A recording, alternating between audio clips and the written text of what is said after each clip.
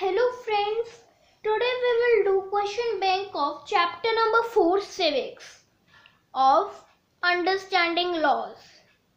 Question number 1 is what is the rule of law? Explain it.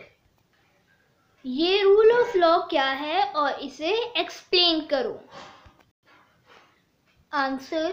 The rule of law means that is all laws apply to all citizens of the country and no one could be above the law.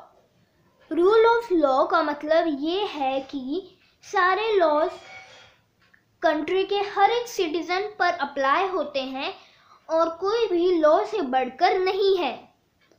Neither a government official nor a wealthy person nor even the president of the country is above the law.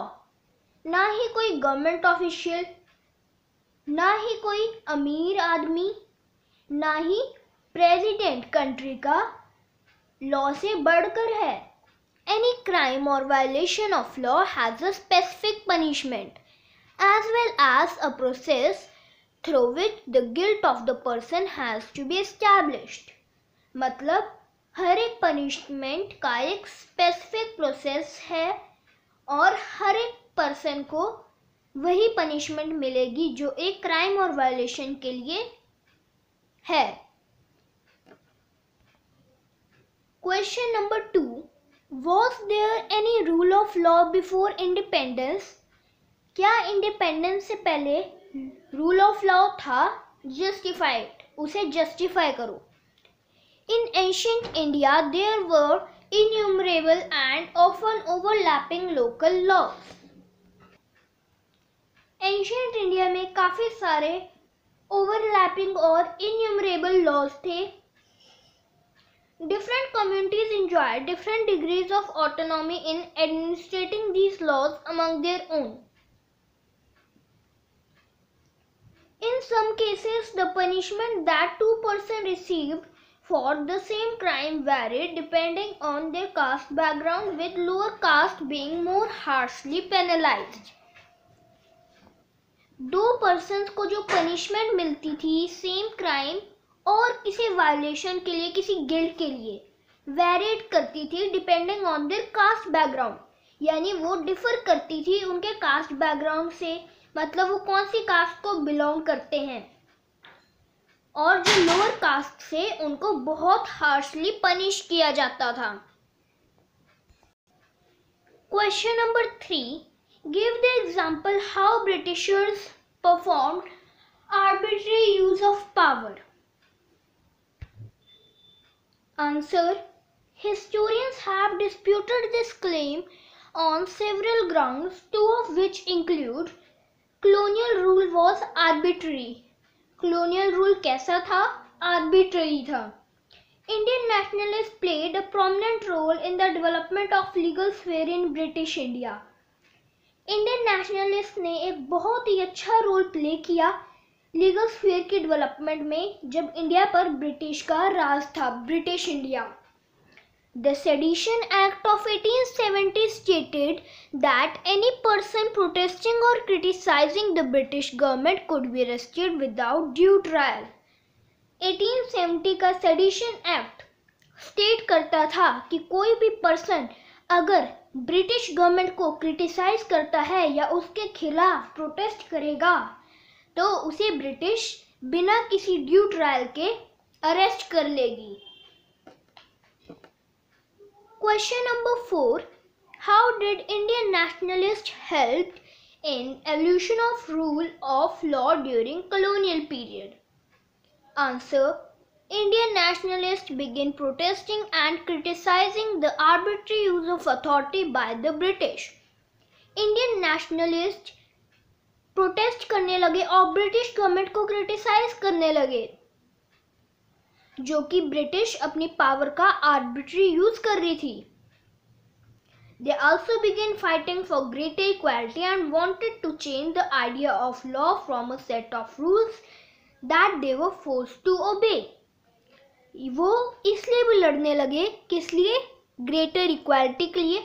और वो idea change करना चाहते थे law का, from a set of rules, किसी rules के set से जो कि उन्हें जबरदस्ती ओबे करने पड़ते थे, मतलब फॉलो करने पड़ते थे। They began to use law to defend the legal rights of Indians. उन्होंने लॉ को यूज किया ताकि वो इंडियंस के लीगल राइट्स को डिफेंड कर सकें। Question number 5. How do new laws came about? Answer. The role of citizens is crucial in helping the parliament frame different concerns that people might have into laws. Establishing the need for a new law to its being passed at every stage of the process, the voice of the citizen is a crucial element. किसी law की establishing से लेकर उसके पास होने तक citizens की voice बहुत ही crucial element है। This voice can be heard through TV reports, newspaper editorials, radio broadcasts, local meeting, all of which help in making the work that Parliament does more accessible and transparent to people. जो citizens की voice है वो TV report से, newspaper editorial से, radio broadcast से और local meeting से सुनी जा सकती है। Question number 6. Explain the term unpopular and controversial laws with example. How do people react to them? हमें यहाँ पे unpopular और controversial laws को एक्सप्लेन करना है विद एग्जाम्पल एंड हमें बताना है कि पीपल उन्हें कैसे रिएक्ट करते हैं। Unpopular laws. When a large number of people begin to feel that a wrong law has been passed, then there is pressure on the parliament to change this. Unpopular laws में क्या होता है, अगर 100% में से 70% people को feel होता है कि पार्लियामेंट ने एक लॉ पास किया है और वो रॉन्ग है, तब पार्लियामेंट पे सारा प्रेशर आ जाता है कि उसे इस लॉ को बदलना है। और कंट्रोवर्शियल लॉ में if the law favors one group and disregards the other, it will be controversial and lead to conflict. People who think that the law is not fair can approach the court to decide on the issue. The court has the power to modify or cancel laws if it finds that they don't adhere to the constitution. Controversial laws में क्या होता है, 100% में से 50% people किसी law के साथ खुश होते हैं और 50% डिसएग्री होते हैं और ऐसे में क्या होता है, लड़ाई का माहौल बन जाता है। अब जिन 50% पीपल को लगता है कि लॉ फेयर नहीं है वो कोर्ट को अप्रोच कर सकते हैं और उनके सामने ये इशू रख सकते हैं और कोर्ट के पास आगे इतनी पावर है कि वो उस लॉ को या तो चेंज कर दे या कैंसिल कर दे, खत्म कर दे।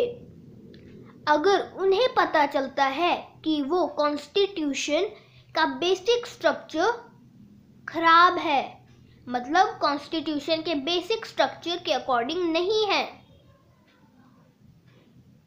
Thank you.